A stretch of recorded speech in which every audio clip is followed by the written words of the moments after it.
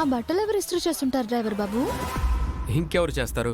నేనే. స్నేహితుడో సేవకుడో ఎవరో ఎవరో ఇతడెవరో ప్రేమికుడో.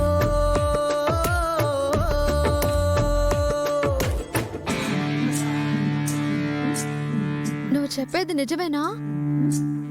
ఆ బట్టలన్నీ నువ్వే ఐరన్ చేసావా? మరేం చేయమంటావు? నీ పాటికి నువ్వు బయటికెళ్ళావు, వాళ్ళిద్దరూ కలిసి అమ్మగారి దగ్గర నిన్ను బుక్ చేయాలని చూశారు.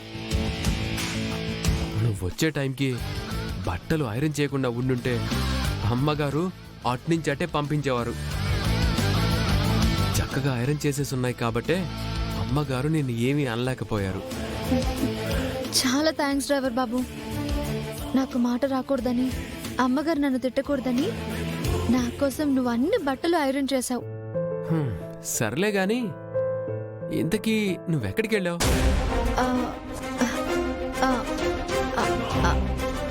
అదే డ్రైవర్ బాబు, అమ్మగారితో చెప్పాను కదా మందులు తెచ్చుకుందామని. నిజంగా మందులు తెచ్చుకోవడానికే వెళ్ళావా? నిజమే బాబు. మరేంటి అంత టెన్షన్గా ఉన్నావు? టెన్షనా? అదేం లేదే. రాగానే అమ్మగారు కనిపించేసరికి చెమటలు వచ్చేసాయి. ఏమంటారో ఏంటోనని కంగారు పడ్డాను కదా, దానివల్ల.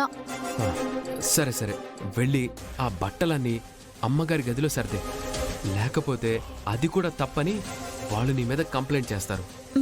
సరే డ్రైవర్ బాబు, థ్యాంక్ యూ.